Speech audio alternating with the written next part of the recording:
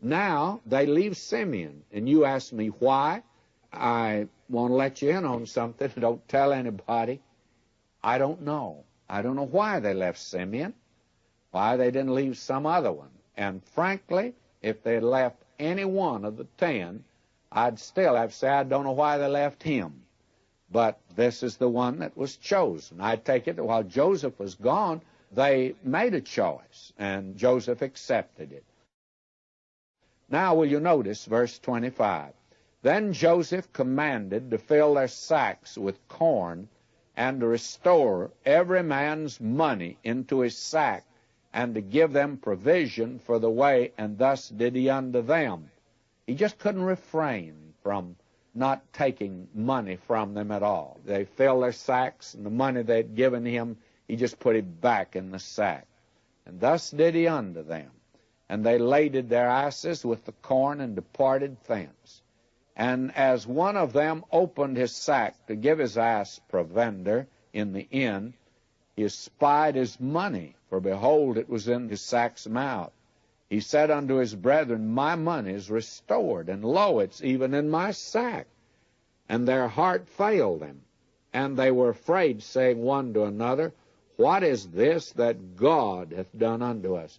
Now they recognize, you see, the hand of God in their life, and they feel like it's a judgment from God upon them. Now, who, listening in, is going to say that this is not a judgment of God upon them? The thing that would ordinarily have been good news and would have been a wonderful thing. Would you mind going down to your, whatever your supermarket is? I was going to call one by name, but it might be just here in Southern California, and you wouldn't know what I was talking about. Well, whatever your supermarket is in the place where you live, suppose you went down there and got your weekend groceries in, that you filled up 2 of these great big carts. And I saw a woman the other day buy that many groceries. And she had about 3 children with her. And I found out, and just, I remarked about the groceries. She had more groceries in those 2 carts than were left in the supermarket. And I commented, and she said, well, I've got 3 more at home. She had 3 with her, and then a husband herself. That was a lot to feed, of course. But suppose you went down and spent $50 at the supermarket, and the bag boy got it all together for you, put it in the carts, and you went out and got in your car, and you found your $50 there at the top of one of the sacks. Would that be bad news to you? Especially when you found out from the grocer it was just a little gift from him to you. Well, may I say to you, ordinarily that'd be good news. In fact, that would be something that would be very encouraging. But it wasn't for these boys. They already feel like they're in hot water with this hard-boiled ruler down there in Egypt that's made it so difficult for them. Now they came unto Jacob their father, unto the land of Canaan, and told him all that befell unto them. You might ask the question of why didn't they go back? What would you have done under the circumstances? I think they recognized they would have been in really hot water had they gone back. At least they thought they would have been, that this man would then accuse them of stealing the money. They are not taking any chances. They're going on home. And they intend to bring it back when they come back again, because they felt like they'd be returning if the famine continued, and it was to continue. Now we read in verse 29, And they came unto Jacob their father, unto the land of Canaan, and told him all that befell unto them, saying, The man who is the Lord of the land, he spake roughly to us, and took us for spies of the country. And we said unto him, We are true men, we are no spies. We be 12 brethren, sons of our father. One is not, and the youngest is this day with our father in the land of Canaan.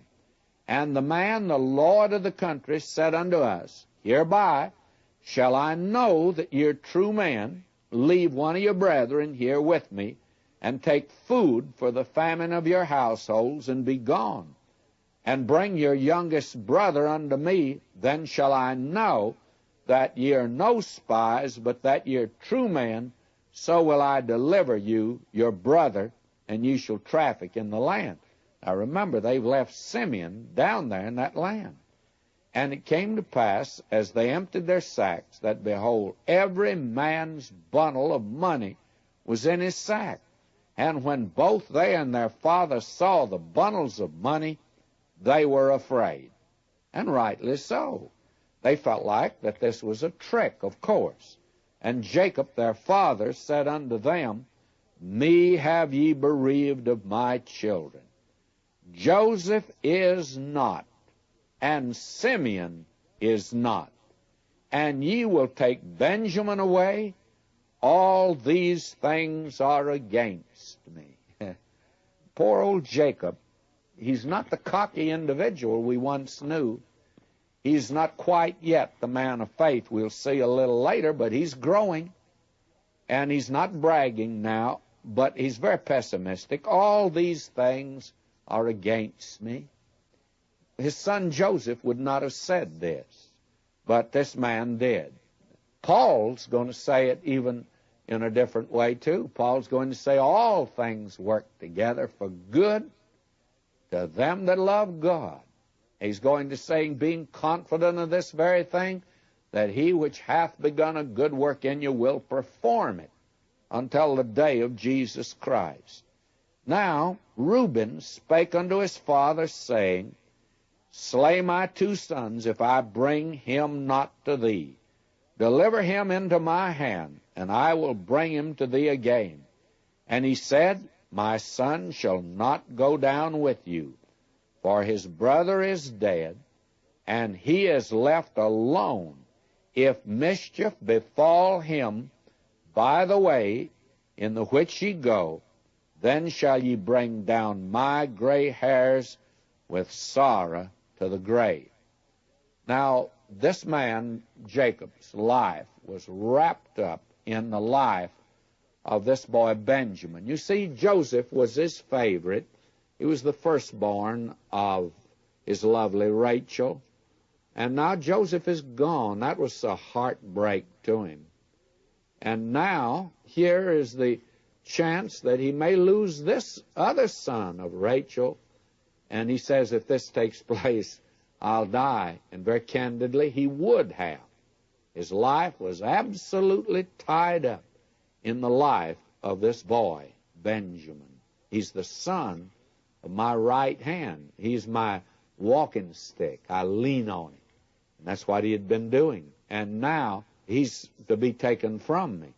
Well, Jacob says, I'm not going to let him go down. Well, poor Simeon is down there cooling his heels in jail. That's what he's doing. And Jacob says, I'm not going to let Benjamin go.